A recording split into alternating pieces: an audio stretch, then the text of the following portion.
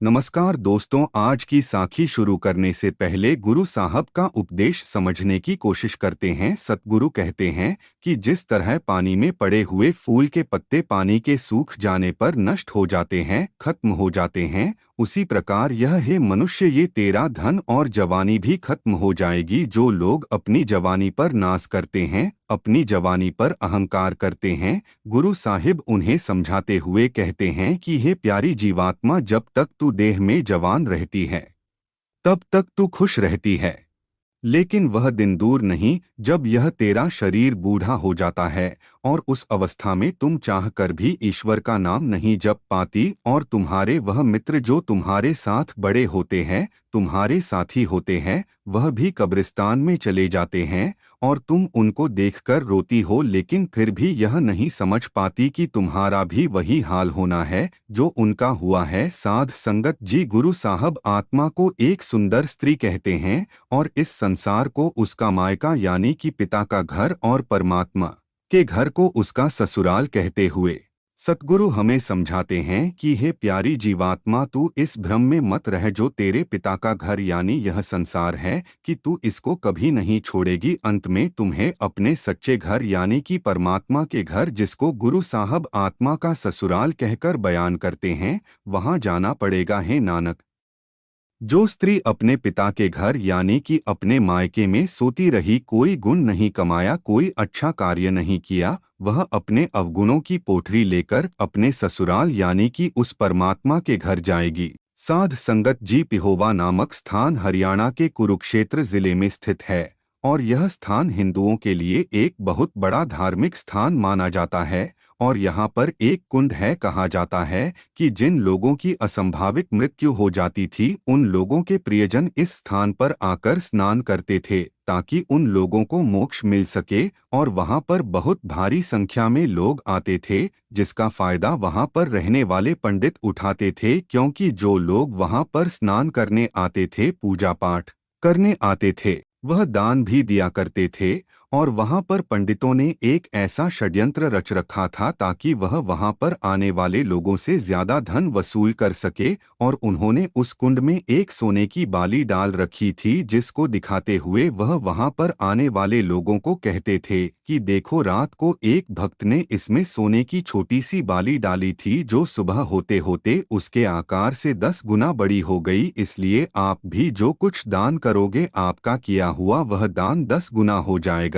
और उसका आपको 10 गुना फल मिलेगा। इसी बात को लेकर वहां पर लोग बहुत दान करते थे, जिससे कि वह पंडित बहुत खुश होते थे। तो साध संगत जी, सतगुरु नानक जब संसार का भला करते हुए इस स्थान पर पहुंचे तो यहाँ पर एक धार्मिक मेला लगा हुआ था। साध संगत जी, सतगुरु से भला क्या छुपा होता है, वह तो अंतर्यामी होते हैं, जानी जान होते हैं। तो जब सतगुरु वहां पर गए तो उन्होंने उन पंडितों को उपदेश दिया जो लोगों को गुमराह कर रहे थे, जो वह सोने की बाली दिखाकर लोगों से धन की वसूली कर रहे थे। तो सतगुरु ने कहा, जिस तरह यहाँ पर दान का 10 गुना फल मिलता है, उसी प्रकार तुम्हारे पाप भी 10 गुना बढ़ जाएंगे। तो सतगुरु कहने लगे, अधर्म और पाप का रास्ता छोड़कर तुम नेकी और धर्म पर चलो, इस मार्ग पर चलकर ही तुम्हें ईश्वर की प्राप्ति होगी। साध संगत जी, पंडितों को उपदेश देकर सतगुरु जिस स्थान पर आए, वहां पर आज गुरुद्वारा बाउली साहब बना हुआ है। यहाँ पर दूर दूर से संगत गुरुद्वारा के दर्शन करने आती है। साध संगत जी, संत महात्मा केवल मानव जाति का उद्धार करने के लिए ही इस संसार में जन्म लेते हैं,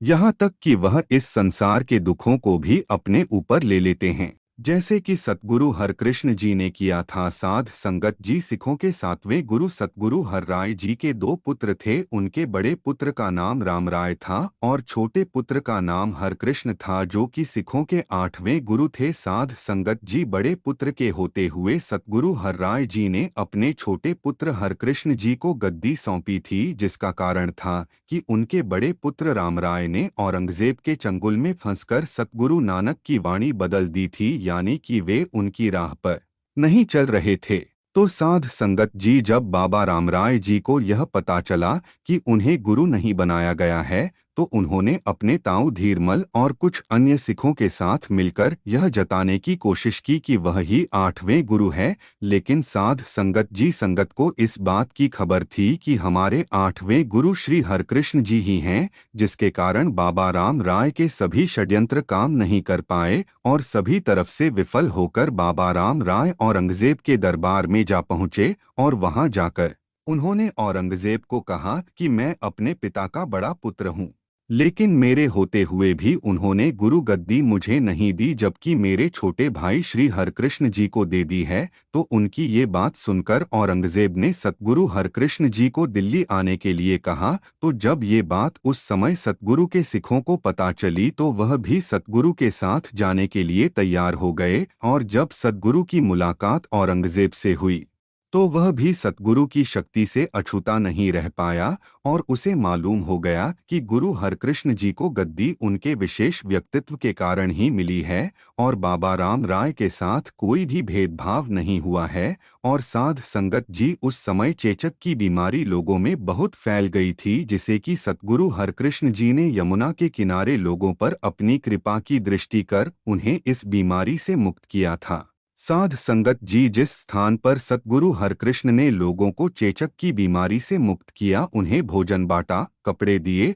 और उनकी संभाल की थी, आज वहां पर गुरुद्वारा बंगला साहिब बना हुआ है। और उसके बाद सतगुरु हरकृष्ण जी लोगों की भलाई लेकर सतगुरु खुद इस चेचक की बीमारी से ग्रस्त हो गए और सतगुरु ने चेचक की बीमारी के कारण अपनी देह को त्याग दिया था। साध संगत जी, ऐसे सतगुरु हम संसारी लोगों का भार अपने ऊपर उठा लेते हैं, क्योंकि संत अपने शिष्य को तकलीफ में नहीं देख सकते और उनकी तकलीफ को दूर कर उसे अपने ऊपर लेकर और इस संसार का उद्धार कर इस संसार से चले जाते हैं। साध संगत जी, इसीलिए तो अक्सर फरमाया जाता है कि जिनको एक पूरे गुरु की शरण मिली है उन्हें तो पल पल उस मालिक का शुक्रिया करना चाहिए कि मालिक ने इस संसार के लाखों करोड़ों जीवों को छोड़कर हमें अपनी शरण बख्शी। उस मालिक ने अपने देह स्वरूप में आकर हमारा उद्धार कर दिया।